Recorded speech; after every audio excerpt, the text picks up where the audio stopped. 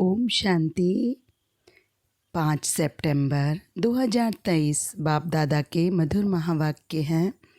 मीठे बच्चे, सत्य का संग एक ही है जिससे तुम्हारी सद्गति होती है, आत्मा पावन बनती है।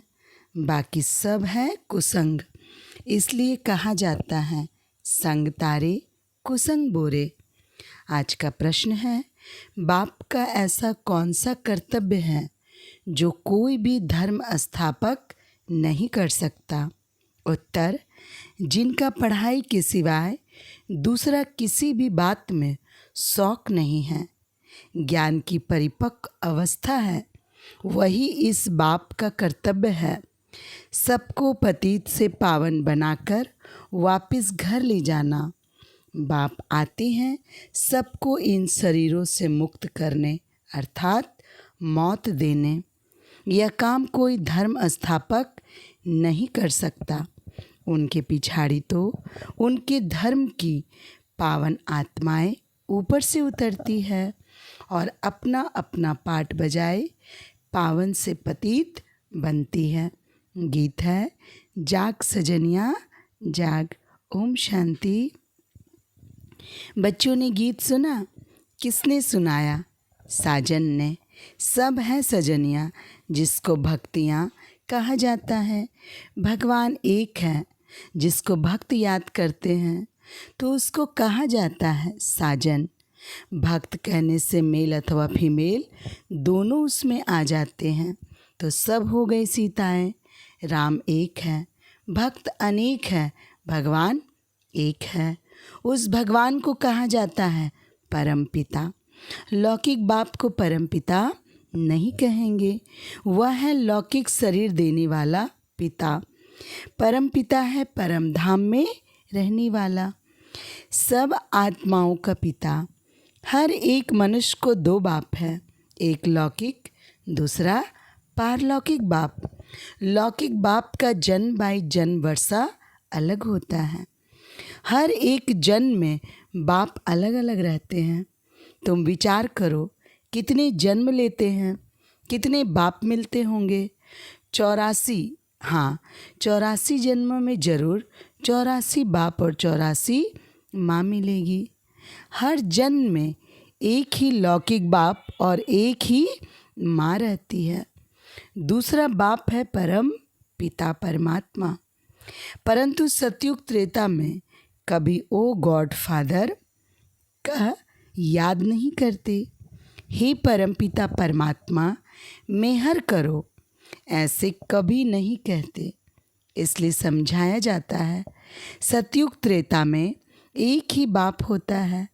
फिर द्वापर कलयुग, जिसको भक्ति मार्ग कहा जाता है, वहाँ सबको दो बाप है, मेल अथवा फीमेल, सबको दो बाप है। पारलौकिक बाप को याद करते हैं क्योंकि यह दुखधाम है। दुखधाम में दो बाप है, सुखधाम में एक ही बाप है। यहाँ तो एक लौकिक बाप है, दूसरा फिर सबके दुख निवारण करने वाला बाप है, जिसको सभी याद करते हैं कि इस दुख से छुड़ाओ, रहम करो। आधा कल्प है दुखधाम, आधा कल्प है सुखधाम। सतयुग है नया युग, कलयुग है पुराना युग। बाप कहते हैं अब हम सतयुग नई दुनिया की स्थापना कर रहे हैं। कलयुग पुराने युग का विनाश होना है। कलयुग के बाद फिर सतयुग आना है। कलयुग के अंत सतयुग के आदि को कल्प का संगम कहा जाता है। यह है कल्याणकारी युग, क्योंकि पतित से पावन बनना होता है। कलयुग में है पतित मनुष्य, सतयुग में है पावन देवताएं। बाप समझाते हैं कि यह आसुरी रावण संप्रदाय है। हर एक के अंदर 5 विकारों की प्रवेशता है। उसको कहेंगे Ravan omnipresent, God omnipresent नहीं। 5 विकार प्रवेश है, इसलिए इनको पतित दुनिया कहा जाता है। सतयुग त्रेता को पावन दुनिया शिवालय कहा जाता है। कलयुग है वैश्यालय। तो शिव परमपिता परमात्मा आकर नवयुग की स्थापना करते हैं। बाप समझाते हैं अब जागो, नवयुग अथवा सुखधाम का समय अब आया है। लक्ष्मी नारायण का राज्य आ रहा है। यह है ही राजयोग। यह कोई कॉमन सत्संग नहीं है। एक होता है सत्संग, दूसरा होता है झूठा संग, कुसंग। सत का संग तारे, कुसंग बोरे। सत्य तो एक ही बाप है, उनको कहते पतित पावन आओ। वही आकर पावन बनाते हैं आधा कल्प के लिए। फिर माया रावण आकर आधा कल्प पतित बनाती है। ऐसे नहीं, बाप ही पतित बनाते हैं। अभी है ही रावण राज। जब तक सत बाप ना आए तब तक सत्संग नहीं। सब है झूठ संग अथवा कुसंग। तुम हो सीताएं, तुम भक्ति करती हो, समझती हो भक्ति का फल भगवान आकर देंगे। तो जरूर जब भक्ति का समय समाप्त होना होगा तब तो आएंगे ना। आधा कल्प है ज्ञान की प्रारब्ध और आधा कल्प है भक्ति की प्रारब्ध। अभी तुम पुरुषार्थ कर रहे हो भगवान की श्रीमत पर। भगवान एक होता है, वह है निराकार परमपिता परमात्मा, आत्माओं का बाप। वह आते ही हैं संगम पर। द्वापर कलयुग को भक्ति कांड कहा जाता है, सतयुग त्रेता को ज्ञान कांड कहा जाता है। ज्ञान है ही ज्ञान सागर परमपिता परमात्मा के पास। शास्त्रों का ज्ञान कोई ज्ञान नहीं। अगर उनमें ज्ञान होता तो सद्गति होती। भारत जो हीरे जैसा था अब है नहीं। फिर बाप बनाते हैं। तुम अब हीरे जैसा बन रहे हो। तुम्हारा जीवन पलट रहा है। आत्मा देवी गुण धारण कर रही है। यूँ तो मनुष्य बैरिस्टर, इंजीनियर, सर्जन आदि बनते हैं। बाकी मनुष्य को देवता बनाना यह परमपिता परमात्मा ज्ञान सागर का कर्तव्य है। उनको ही तुच्छ कहा जाता है। वही सच बतलाते हैं, अर्थात सचखंड की स्थापना करते हैं। बाकी सब है झूठ बोलने वाले, झूठ खंड की स्थापना करते हैं। रावण की मत पर चलते हैं। तुम श्रीमत से श्रेष्ठ बनते हो। नए युग में भारत नया था। वर्ल्ड ऑलमाइटी अथॉरिटी कहा जाता था। लक्ष्मी नारायण का राज्य था। उनको किसने यह राज्य भाग दिया?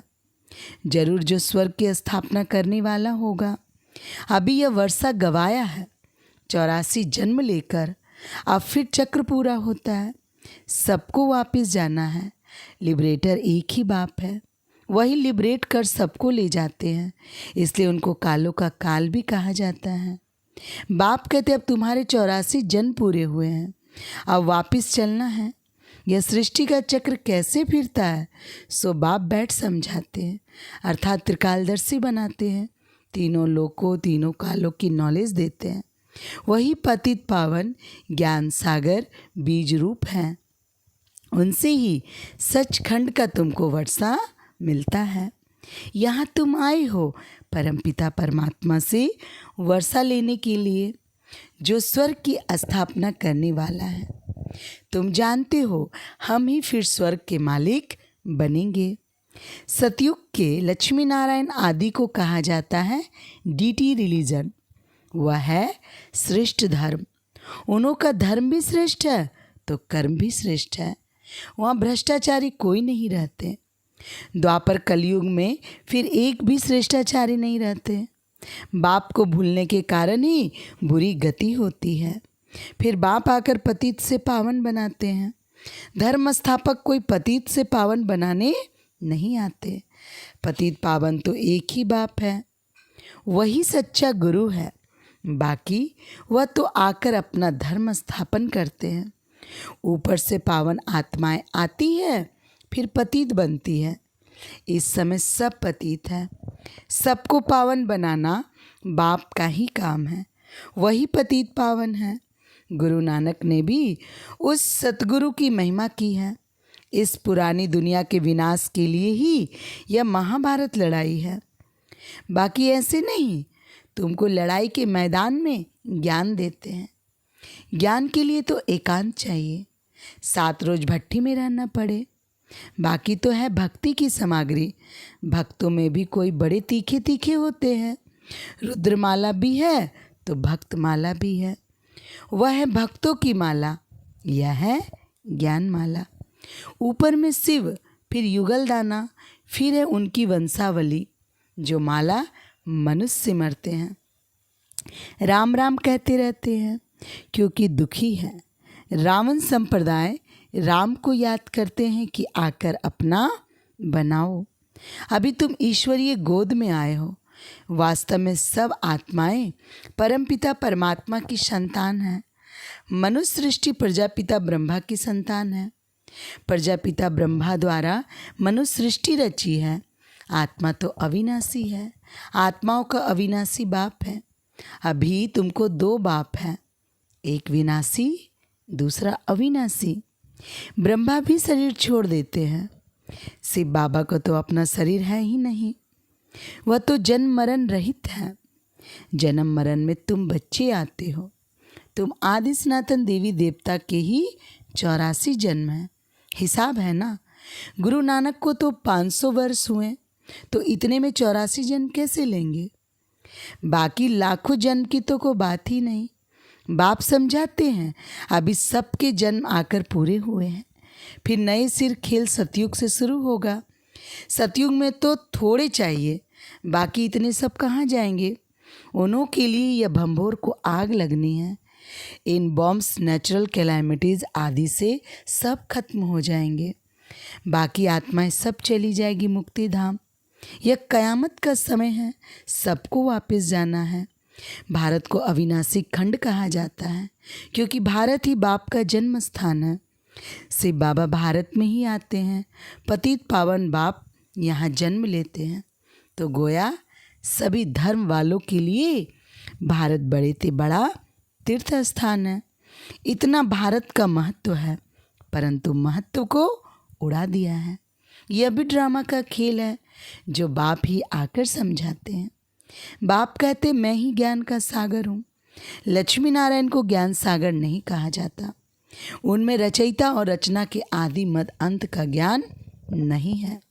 वह ज्ञान जरूर तुम्हारे में है। तुम ही मनुष्य से देवता बनते हो। तुम यहाँ आते हो पतित से पावन बन पावन दुनिया का मालिक बनने। बाप आत्माओं से बैठ बात करते हैं।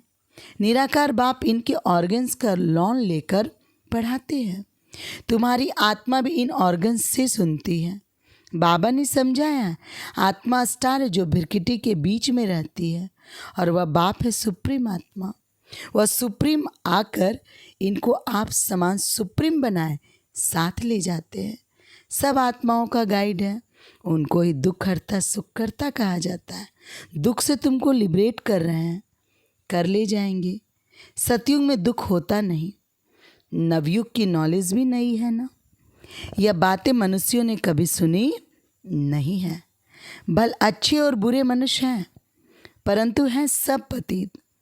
तब तो गंगा पर स्नान करने पावन बनने जाते हैं। गंगा का पतित पावनी नाम रख दिया है। वास्तव में पतित पावन तो बाप को ही कहा जाता है। पतित दुनिया के बाद फिर पावन दुनिया की स्थापना होती है। सतयुग को वॉइसलेस वर्ल्ड कहा जाता है और वह है साइलेंस इनकॉर्पोरियल वर्ल्ड। आत्माएं यहाँ आकर पाठ बजाती है। पाठ है 84 जन्मों का। तुम ऑलराउंडर पाठ बजाते हो। यह बना बनाया ड्रामा है।